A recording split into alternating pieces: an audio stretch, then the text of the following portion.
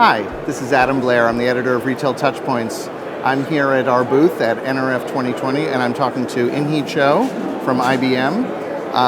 Inhi, I would understand that IBM just participated or ran a new survey, a consumer survey, very widespread, and I would love to hear more about that and what you feel some of the key points are from that survey. Oh, great. Hi, everyone. I'm excited to share that one of the surveys we just completed is with our IBM Institute for Business Value. We surveyed over 19,000 people across 28 countries between the ages of 18 to 73. So you're talking five generations, right?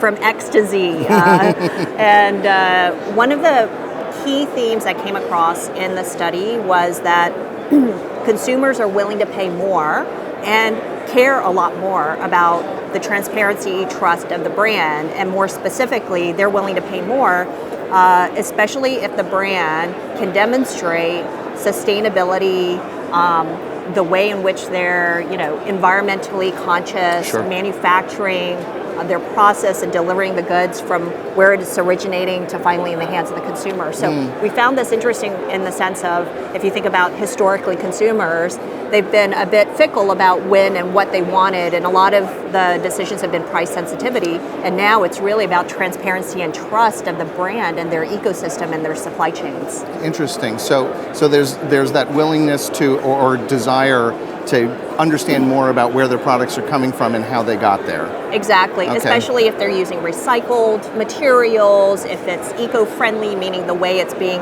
handled after the use, and a number of aspects of also who's in their supply chain, whether it's a perishable good, a consumed good, or something that's a service.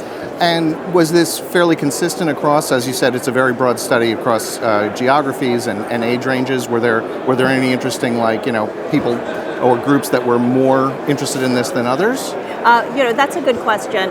So I would say the results said that pretty much all generations care about it. We definitely see the younger millennial generations care even more about it in terms of their social consciousness around climate in particular as an issue. So I think this will be another factor that retailers will have to figure out how to incorporate into their business process. Yeah, well, I was going to say that's going to require a lot more transparency and visibility for the retailers, the brands, and their suppliers. I understand IBM has some news about that relates more to the supply chain. Can you tell me some more about that? I'd love to. So one of the areas that we're excited about is infusing a lot more technologies like artificial intelligence as well as blockchain. So let me start with blockchain.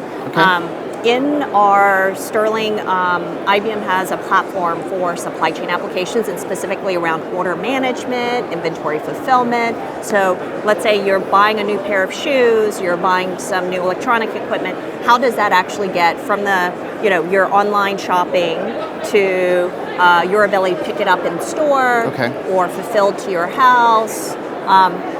What clients are actually asking for is that visibility of where is that good in that process? How is it actually getting fulfilled?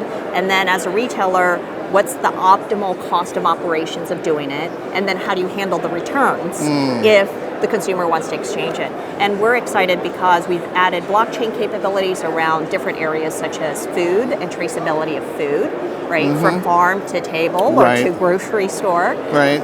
Another area that we have developed a blockchain solution is around knowing and trusting your supplier, and we've extended that. So who are some of the manufacturing component makers of the pieces that you use to build your finished good?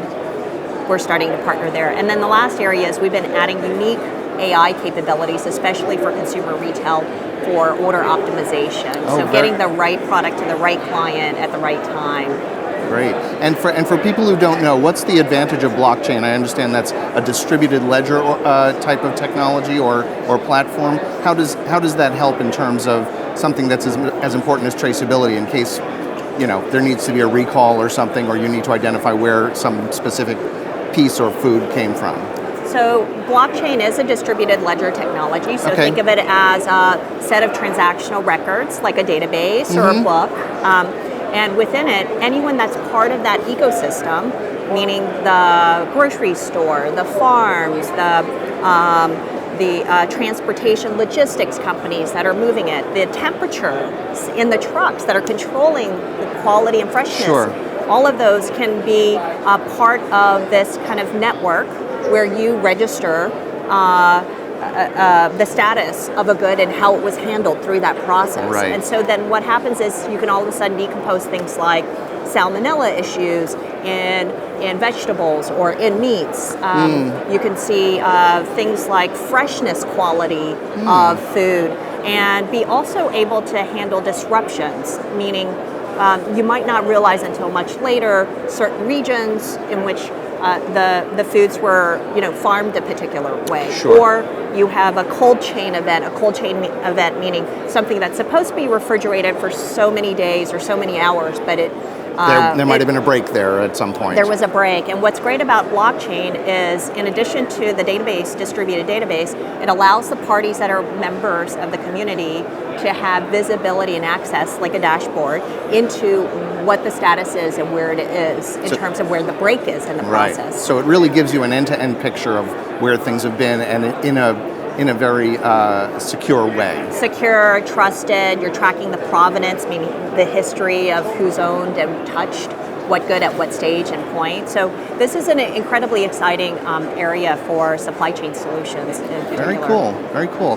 So at Retail Touchpoints, we're always concerned with, well, how does this affect the customer-facing side of things? And, to the customer, the supply chain might be just some, thing they have in their head. They imagine a ship coming into a port or something, but obviously it's hugely complex and interconnected. What are some specific impacts that these types of advances might have on the customer's experience with a retailer or a brand or a product? We had over this holiday period probably one of the highest peaks in terms of performance. So think about Black Friday, Cyber Monday, Thanksgiving weekend post that you're shopping from that period all the way through Christmas and New Year's. We saw over 50% increase for some retailers in shopping experiences. Now, in addition to that, what the retailers also experience, and I'm sure some of you as end consumers might have done this, is you might have bought 2 or 3 products with the intent to return 2 of them, right? A subset of them, because maybe you're trying for fit, in which case you're ordering multiple sizes. Right. So as you think about supply chain, it's not just the traditional notion of moving goods and shipping and logistics. It's this notion of the experience of the brand and who pays for that cost experience. Right. When you're having to return a good, is it the retailer or is it you? And also, what are the environmental impacts of those return goods and return boxes and return shipments? So these are also impacted in terms of the overall cost, profitability, and brand experience.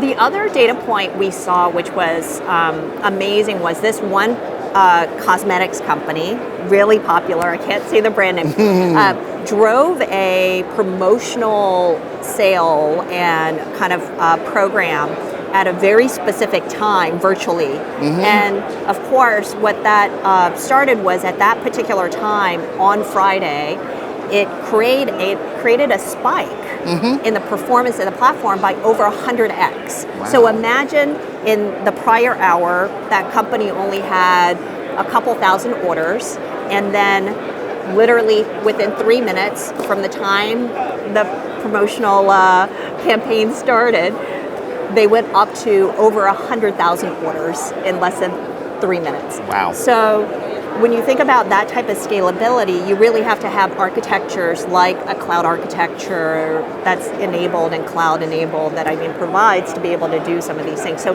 those were things that we thought about: the return experience for the consumer, the cost of operations for the retailer. That's all part of what we enable within our IBM Sterling order management system. Okay, terrific. I just have one more question about what do you see as going to be some of the important trends for 2020 for retailers, for supply chain, and for the technology companies that are so important to them? What are your top picks in terms of things to watch for?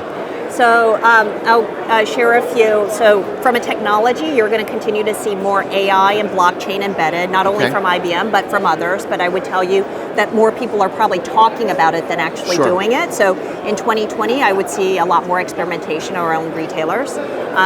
The other piece that I'm starting to see more and more is retailers are, the giants as well as the small, unique boutique ones, are really focused on optimizing that delivery experience. So tying the front-end demand signals to what is the end fulfillment and experience that you get when you actually receive the product, and what's the customer support around that, and how are you engaged with the brand, and how transparent is the brand, which gets into the third one around trust, sustainability. So consumer retailers are going to have to talk a little bit more about who are their partners, how do they actually, what is their value and purpose, which came through in this study.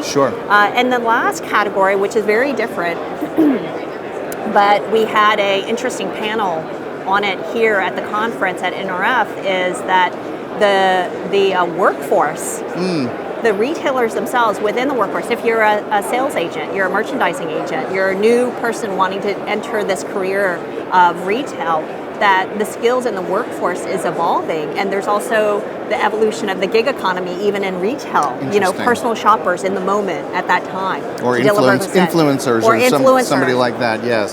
So we're going to see a workforce transformation in the skills required as well in retail. So this is an exciting time.